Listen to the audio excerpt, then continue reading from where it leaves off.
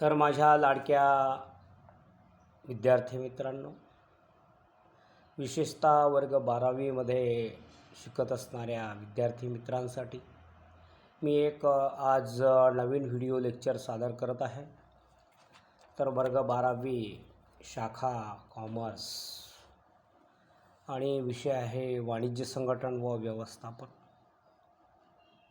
तर वाणिज्य संघटन व व्यवस्थापन या विषयामधील वर्ग 12वीसाठीचा प्रकरण 3 किंवा प्रकरण 3 उद्योजकतेचा विकास या संदर्भात मी आज आपणाला काही मार्गदर्शन करणार आहे. तर विद्यार्थी मित्रांनो, व्हिडिओ लेक्चर सुरू करण्यापूर्वी मी माझा अल्पसा परिचय आपणाला देत आहे.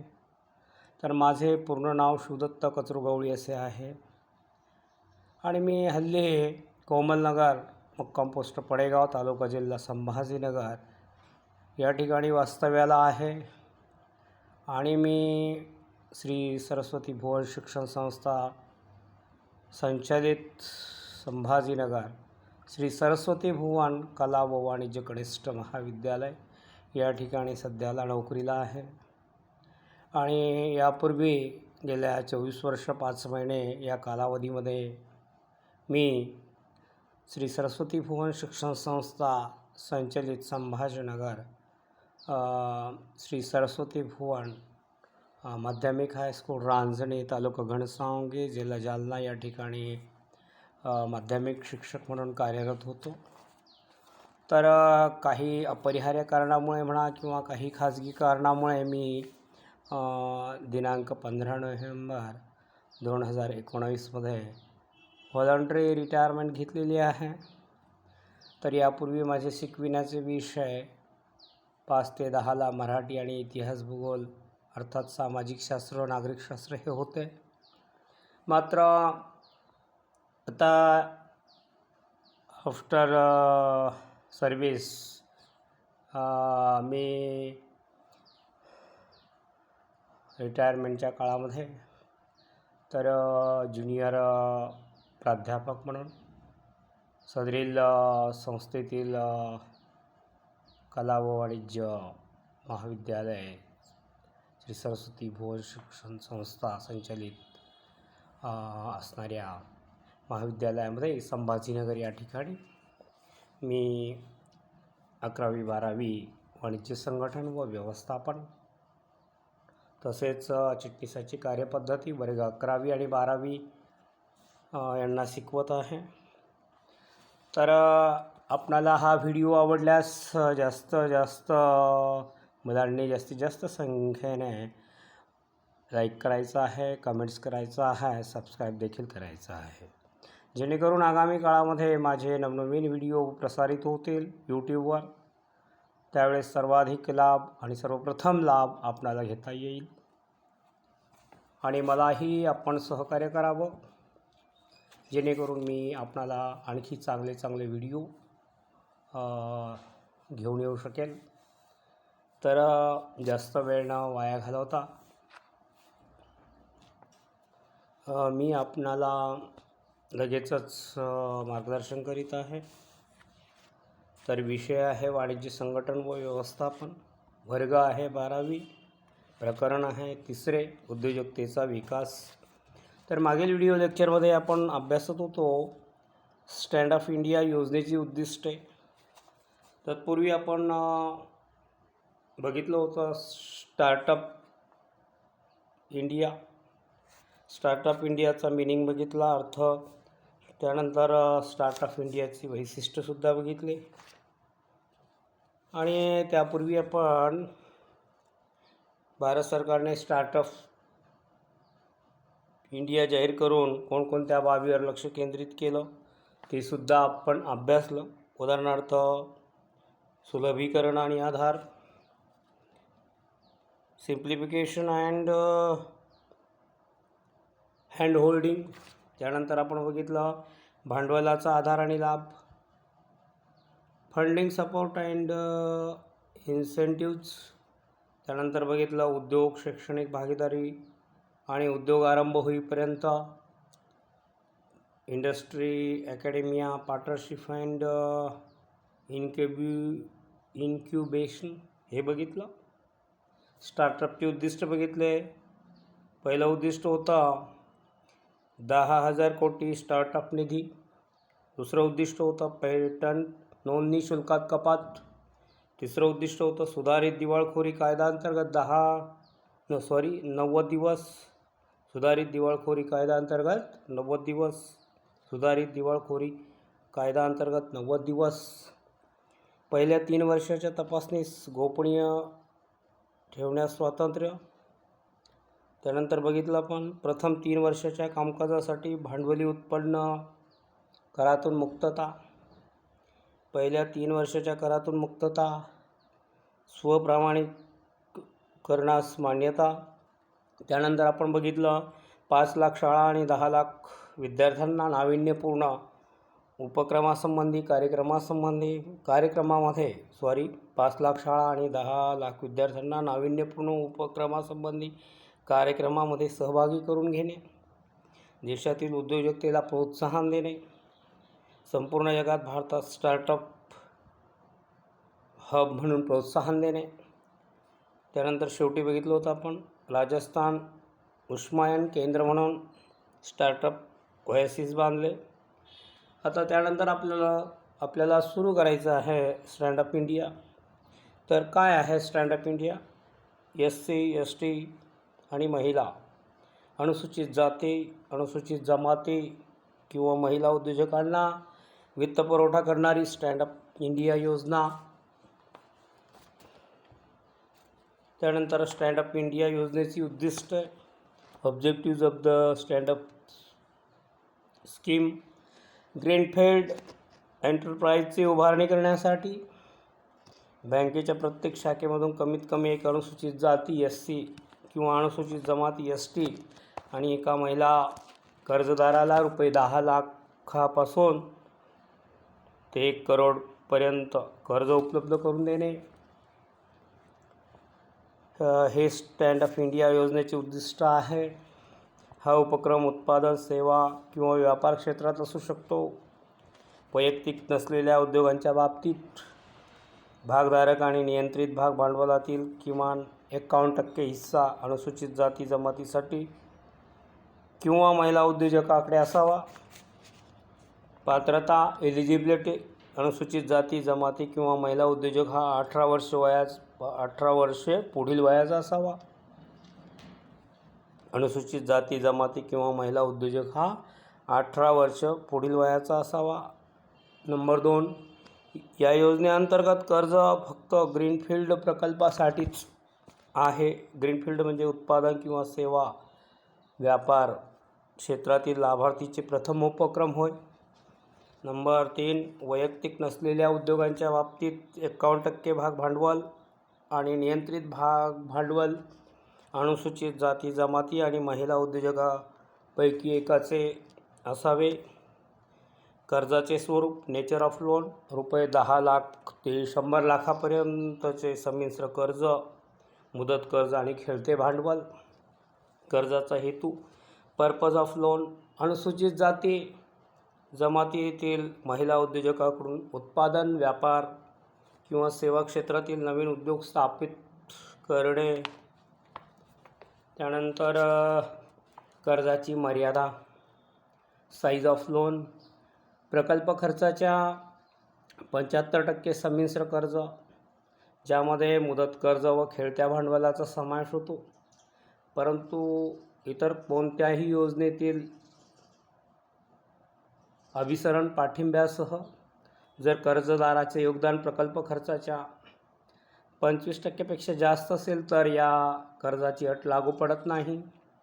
व्याजाचा दर, इंटरेस्ट रेट, बँकेचा व्याजदर त्या श्रेणीसाठी सर्वात कमी दर असेल, श्रेणीदर सर्वात कमी असेल तर base rate MCLR plus 3% plus tenor हप्ता हप्त्यापेक्षा जास्त नसावा. सुरक्षितता सिक्युरिटी प्राथमिक सुरक्षेव्यतिरिक्त सुरक्षितता सिक्युरिटी प्राथमिक सुरक्षेव्यतिरिक्त कर्ज कोलॅटरल सुरक्षा किंवा बँकेने ठरविल्याप्रमाणे क्रेडिट गॅरंटी फंड स्कीम योजनेच्या हमीद्वारे सुरक्षित केले जाऊ शकते. परतफेड रिपेमेंट कर्जाची परतफेड ही 7 वर्षाच्या आत आणि पुढे जास्तीत जास्त 18 महिन्याच्या मुदतीत करण्यात यावी. खेळते भांडवल वर्किंग कॅपिटल रुपये 10 लाखापर्यंत खेळते भांडवल घेण्यासाठी अधिविकर्षाद्वारे मंजूर केले जाऊ शकते. कर्जदाराच्या सोयीसाठी रुपये डेबिट कार्ड दिले जावे. 10 लाखापेक्षा जास्त खेळते भांडवलाची मर्यादा रोख मर्यादेद्वारे मंजूर करावी. किरकोळ किंमत मार्जिन मनी पात्र योजनेच्या अंतर्गत 25% किरकोळ किंमत केंद्र किंवा राज्य योजनांच्या पात्रतेसह प्रदान केली जाऊ शकते. तर समजलं नसेल तर पुन्हा एकदा रिपीट करतो मी. तर बघा 3.9.2 किंवा 3.9.2 स्टँडअप इंडिया. तर अनुसूचित जाती SC, अनुसूचित जमाती ST आणि किंवा महिला उद्योजकाला वित्तपुरवठा करणारी स्टँडअप इंडिया योजना आहे. तर स्टँडअप इंडिया इकोसिस्टीम इथं दिलेली आहे. तर ते तुम्ही वाचन करून घ्या. स्टँडअप इंडिया योजनेची उद्दिष्टे आपल्या टेक्स्टबुकमध्ये दिलेले आहे. Stand up India ecosystem. तर त्या टेक्स्टबुकच्या आधारे तुम्ही अभ्यास करून घ्या. तर आपण महत्त्वाच्या मुद्द्याकडे वळू. स्टँडअप इंडिया योजनेची उद्दिष्टे objectives of the standup scheme. Greenfield एंटरप्राइजची उभारणी करण्यासाठी बँकेच्या प्रत्येक शाखेमधून कमीत कमी एक अनुसूचित जाती SC किंवा अनुसूचित जमाती ST आणि एका महिला कर्जदाराला रुपये 10 लाखापासून ते रुपये 1 करोडपर्यंत कर्ज उपलब्ध करून देणे हे स्टँडअप इंडिया योजनेचे उद्दिष्ट आहे. तर परीक्षेमध्ये तुम्हाला विचारलं की स्टँडअप इंडिया योजनेचं प्रमुख उद्दिष्ट कोणतं किंवा मुख्य उद्दिष्ट कोणतं, तर तुम्ही लिहायचं आहे किंवा सांगायचं आहे ग्रीनफील्ड एंटरप्राइजेसची उभारणी करण्यासाठी. कशाची उभारणी करण्यासाठी? ग्रीनफील्ड एंटरप्राइजेसची उभारणी करण्यासाठी बँकेच्या प्रत्येक शाखेमधून कमीत कमी एक अनुसूचित जाती SC किंवा अनुसूचित जमातीसाठी ST आणि एका महिला कर्जदाराला रुपये 10 लाखापासून ते 1 करोडपर्यंत कर्ज उपलब्ध करून देणे हे स्टँडअप इंडिया योजनेचं उद्दिष्ट आहे. तर हा उपक्रम उत्पादन, सेवा किंवा व्यापार क्षेत्रात असू शकतो. तर हा जो काही स्टँडअप इंडियाचा उपक्रम आहे तो कोणत्या क्षेत्रात असू शकतो? उत्पादन, सेवा किंवा व्यापार क्षेत्रात. उत्पादन, सेवा आणि व्यापार क्षेत्रात स्टँडअप इंडिया योजनेचा उपक्रम असू शकतो. वैयक्तिक नसलेल्या उद्योगांच्या बाबतीत भागधारक आणि नियंत्रित भाग भांडवलातील किमान 51% हिस्सा अनुसूचित जाती जमातीसाठी किंवा महिला उद्योजकांकडे असावा. वैयक्तिक नसलेल्या उद्योगांच्या बाबतीमध्ये जे उद्योग वैयक्तिक नाहीत तर त्या उद्योगांच्या बाबतीमध्ये भागधारक आणि नियंत्रित भाग भांडवलातील किमान 51% हिस्सा अनुसूचित जाती जमातीसाठी किंवा महिला उद्योजकाकडे असावा. आता पात्रता काय आहे? तर नंबर 1 एलिजिबिलिटी काय आहे या स्टँडअप इंडिया योजनेमध्ये सहभागी होण्यासाठी किंवा कर्ज मिळण्यासाठी. या उपक्रमांतर्गत कर्ज मिळण्यासाठी काय एलिजिबिलिटी आहे? नंबर 1 अनुसूचित जाती जमाती किंवा महिला उद्योजक हा 18 वर्ष पुढील वयाचा असावा. प्रथम 18 वर्ष प्लसमध्ये त्याचं वय असावं. अनुसूचित जाती जमाती महिला आणि अनुसूचित जाती जमाती किंवा महिला उद्योजकाचं वय किमान 18 वर्ष आणि 18 वर्षाच्या पुढे असावं. या योजनेअंतर्गत कर्ज फक्त ग्रीनफील्ड प्रकल्पासाठीचं आहे. ग्रीनफील्ड म्हणजे काय, तर उत्पादन किंवा सेवा व्यापार क्षेत्रातील लाभार्थीचे प्रथम उपक्रम होय. जे उपक्रम उत्पादन किंवा सेवा आणि व्यापार क्षेत्रात येतात त्यांना ग्रीनफील्ड प्रकल्प असं म्हटलं जातं. तर या योजनेअंतर्गत कर्ज प्रथम ग्रीनफील्ड प्रकल्पासाठीचं आहे. ग्रीनफील्ड म्हणजे उत्पादन किंवा सेवा व्यापार क्षेत्रातील लाभार्थीचे प्रथम उपक्रम होय. वैयक्तिक नसलेल्या उद्योगांच्या बाबतीत 51% भाग भांडवल आणि जे वैयक्तिक उद्योग नाहीत अशा उद्योगांच्या बाबतीत म्हणजे भागधारक आणि नियंत्रित भाग भांडवल 51% भाग भांडवल आणि नियंत्रित भाग भांडवल अनुसूचित जाती जमाती आणि महिला उद्योजकापैकी एकाचे असावे.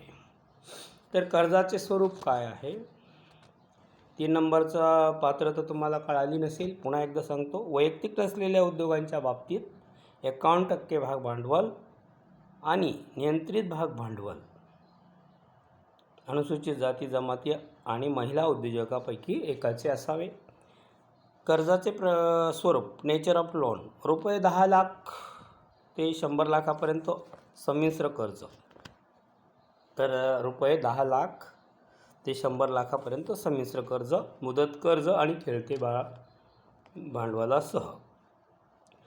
कर्जाचे स्वरूप कसे, रुपये 10 लाख ते 100 लाखापर्यंतचे संमिश्र कर्ज कंसात म्हटलेलं आहे, मुदत कर्ज आणि खेळते भांडवलासह. तर 10 लाख ते 100 लाखापर्यंतचे संमिश्र कर्ज, एवढं तुम्ही लक्षात ठेवा.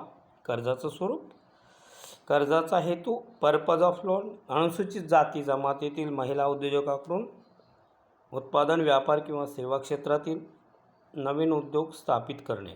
कर्जाचा उद्देश काय आहे, तर अनुसूचित जाती जमातीतील महिला उद्योजकाकडून उत्पादन व्यापार किंवा सेवा क्षेत्रातील नवीन उद्योग स्थापन करण्याचा उद्देश आहे. त्यानंतर कर्जाची मर्यादा, साईज ऑफ लोन. तर प्रकल्प खर्चाच्या 75% संमिश्र कर्ज, ज्यामध्ये मुदत कर्ज व खेळत्या भांडवलाचा समावेश होतो. परंतु इतर कोणत्याही योजनेतील अभिसरण पाठिंब्यासह जर कर्जदाराचे योगदान प्रकल्प खर्चाच्या 25% जास्त असेल तर या कर्जाची अट लागू पडत नाही. कोणत्याही योजनेतील, परंतु इतर कोणत्याही योजनेतील अभिसरण पाठिंब्यासह जर कर्जदाराचे योगदान प्रकल्प खर्चाच्या 25% जास्त असेल तर या कर्जाची अट लागू पडत नाही. व्याजाचा दर, इंटरेस्ट रेट, बँकेचा व्याजदर त्या श्रेणीसाठी श्रेणीदर सर्वात कमी लागू दर असेल तर base rate MCLR plus 3% plus tenor किंवा हप्तापेक्षा जास्त नसावा. सुरक्षितता, सिक्युरिटी, प्राथमिक सुरक्षेव्यतिरिक्त कर्ज, कोलॅटरल सुरक्षा किंवा बँकेने ठरविल्याप्रमाणे क्रेडिट गॅरंटी फंड स्कीम योजनेच्या हमीद्वारे सुरक्षित केले जाऊ शकते. तर सुरक्षितता, सिक्युरिटी, प्राथमिक सुरक्षेव्यतिरिक्त कर्ज, कोलॅटरल सुरक्षा किंवा बँकेने ठरविल्याप्रमाणे क्रेडिट गॅरंटी फंड स्कीम योजनेच्या हमीद्वारे सुरक्षित केले जाऊ शकते.